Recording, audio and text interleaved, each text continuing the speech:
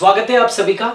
हम लोग आज की क्लास में गैमेटोजेनेसिस और एम्ब्रियोजेनेसिस पढ़ने जा रहे हैं, यानी कि हम युग्मक जनन और भ्रूणोद्भवन पढ़ेंगे और हम लोग यहां पर इनका कंपैरेटिव अकाउंट पढ़ेंगे, है ना। सबसे पहले युग्मक जनन क्या होता है, जैसे कि नेम शो कर रहा है युग्मक जनन, युग्मकों के निर्माण की प्रक्रिया।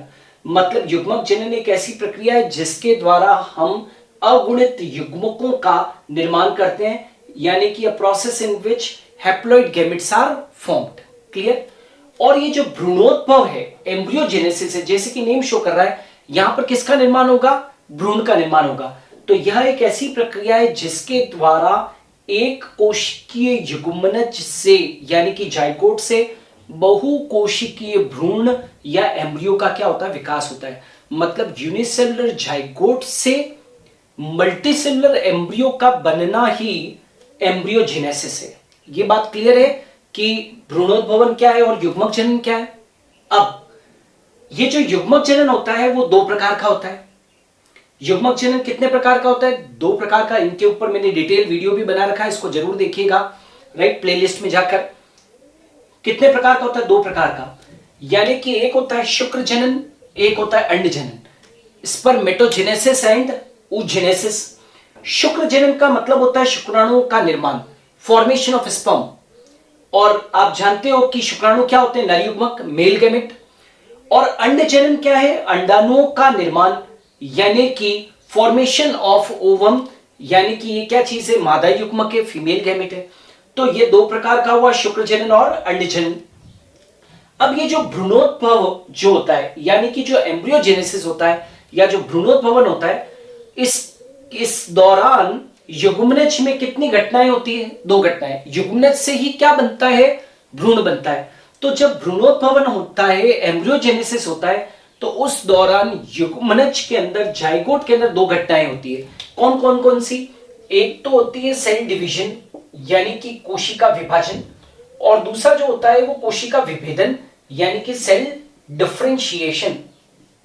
क्लियर? क्या कहा मैंने? ये दो घटनाएं होती है, एक होती है कोशिका विभाजन और एक कोशिका विभेदन। दोनों महत्वपूर्ण घटनाएं जो भ्रूणोद्भवन के दौरान होती है।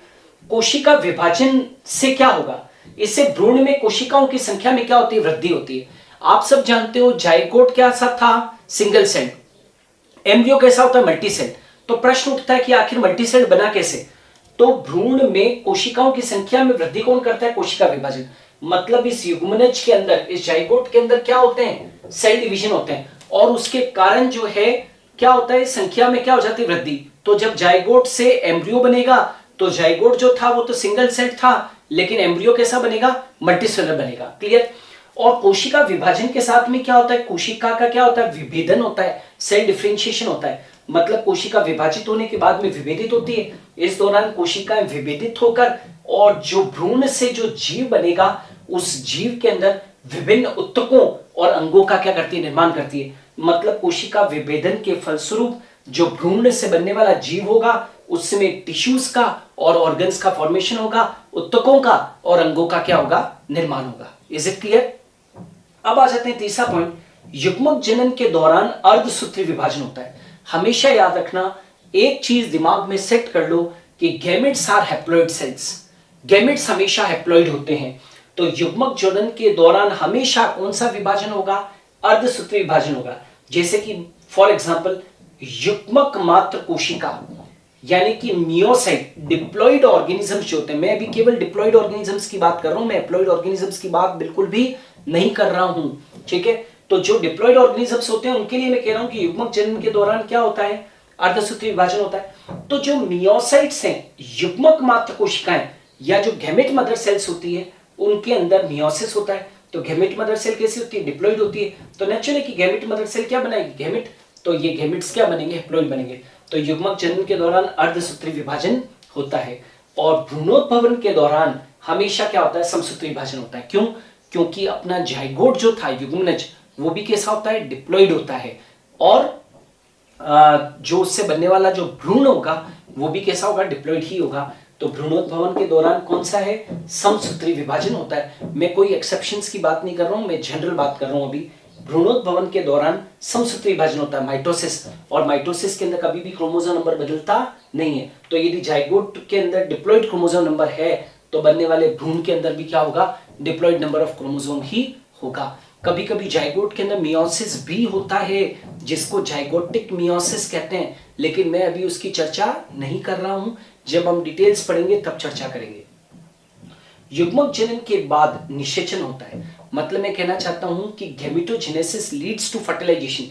युग्मक जनन से क्या बने, युग्मक बने, नर युग्मक और मादा युग्मक, शुक्राणु और अंडाणु, वो आपस में क्या करेंगे, आगे चलकर फ्यूज करेंगे। तो नेचुरली कि युग्मक जनन के बाद क्या होगा, निषेचन होगा, मतलब कि गैमेटोजेनेसिस लीड्स टू फर्टिलाइजेशन। और भ्रूणोद्भवन के बाद क्या होता है, ऑर्गेनोजेनेसिस।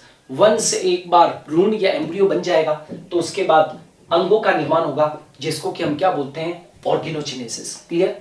अब आ जाते हैं कि ये युग्मक जनन की प्रक्रिया जंतुओं में कहां चलती है। तो इन एनिमल्स इट अकर्स इन, यदि आपसे कोई पूछे कि युग्मक जनन की प्रक्रिया यानी कि जो नर युग्मक और मादा युग्मक बनते हैं, शुक्राणु और अंडाणु, ये जंतुओं में कहां बनते हैं, तो सब जानते हो कि शुक्राणु कहां पर बनेंगे, टेस्टिस के अंदर यानी कि वृषण के अंदर, और अंडाणु कहां पर बनेंगे, ओवरीज के अंदर, अंडाणु के अंदर, राइट। लेकिन प्लांट्स के अंदर तो टेस्टिस और ओवरीज होती नहीं है, तो प्लांट्स के अंदर ये जो युग्मक जनन की प्रक्रिया है वो कहां चलेगी, तो जैसे कि एंथीडिया और आर्चिगोनिया में। आपने नाम सुना होगा पूधानी और स्त्रीधानी, पूधानी और स्त्रीधानी, यानी कि एंथीडिया और आर्चिगोनिया में चलेगा, एंथीडिया और आर्चिगोनिया में चलेगा। क्लियर है।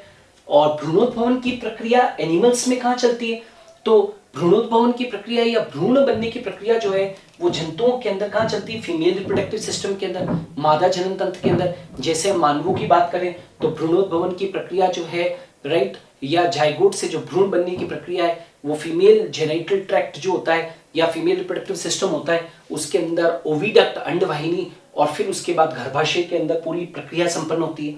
और यदि प्लांट्स के अंदर यदि मैं भ्रूणोद्भवन की बात करूं तो कहां पर होती है, प्लांट्स के अंदर भ्रूणोद्भवन की प्रक्रिया कहां होती है, मादा युग्मोद्भिद के भीतर। मादा युग्मोद्भिद समझते हो, डोंट बी कंफ्यूज। मादा युग्मोद्भिद को इंग्लिश में बोलते हैं फीमेल गैमेटोफाइट। आप चाहो तो फीमेल गैमेटोफाइट को, मादा युग्मकोद्भिद को आप क्या कह सकते हो, एम्ब्रियो सैक यानी कि भ्रूण कोश।